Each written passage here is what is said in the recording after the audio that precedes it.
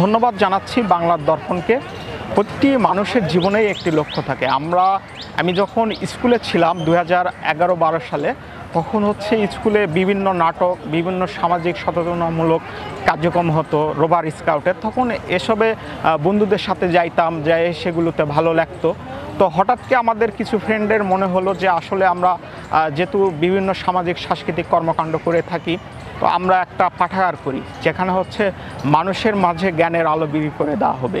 তো এখান থেকে আমরা স্কুলের কিছু ফ্রেন্ডেরা স্কুলের টিফিনের টাকা বাঁচায় আমরা একটা পাঠাগার করলাম, পুরাতন পট্টি থেকে বই কিছু সংগ্রহ করে।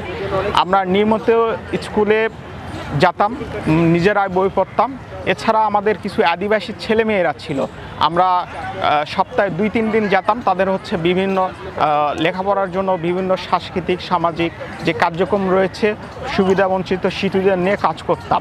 আর মানুষের পাশে আমরা সর্বদাই চেষ্টা করতাম যে কেউ বিপদে পড়লে বা কেউ আপদে পড়লে আমাদের কাছে যদি আসতো, আমরা চেষ্টা করতাম সেটা কিভাবে সমস্যার সমাধান করা যাবে। বিশেষ করে করোনার সময় আমরা সবচেয়ে ব্যাপক একটি কাজ করেছি। যখন বাংলাদেশে প্রথম লকডাউন দেয়, ওই সময় আমরা চেষ্টা করেছি মানুষের মাঝে লিফলেট, হ্যান্ড স্যানিটারি, সব সাবান টাবান ইত্যাদি লিফলেট সহ মাইকিং প্রচার, আমরা এসব কাজ করেছি। বাসায় বাসায় খাবার পৌঁছে দিয়েছি। অনেকে ওই সময় ঘরেতে থাকতে বিরক্ত লাগতো, আমরা সেখানে বই পৌঁছে দিয়েছি পাঠাগার থেকে, এবং খাবারও পৌঁছে দিয়েছি বিনামূল্যে। আমরা জেলা প্রশাসকের মাধ্যমে আমরা স্বেচ্ছাসেবক বিভিন্ন সংগঠন ছিলাম, সেই সংগঠনগুলো একসাথে কাজ করে আমরা মানুষের পাশে দাঁড়াচ্ছি। আর মানবাধিকারের বিষয় আমরা বিভিন্ন সময় সমাজে যে বঞ্চিত মানুষগুলো থাকে, তাদের ন্যায্য অধিকার যেন পায় বা প্রতিষ্ঠিত করা যায়, সেই লক্ষ্যে আমরা কাজ করেছি। জানি না কতটুকু করতে পেরেছি।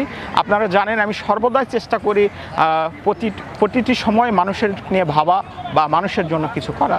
আমরা বেশ কিছুদিন আগেই, যেহেতু গরম চলছে, আমরা গরমের জন্য পানি, স্যালাইন এবং বিস্কিট দিচ্ছি।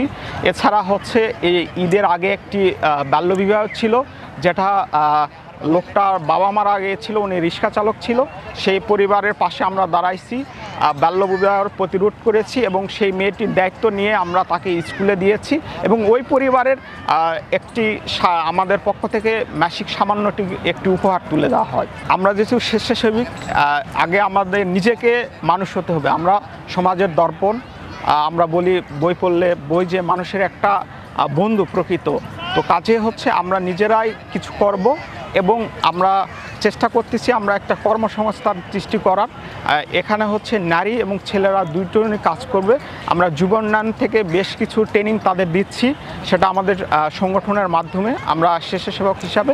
আর আরেকটা বিষয় যেটা বললেন, আমাদের পরিকল্পনা আছে মানুষের জন্য কিছু করা। জানি না কতটুকু করতে পারবো, আমরা চেষ্টায় আছি।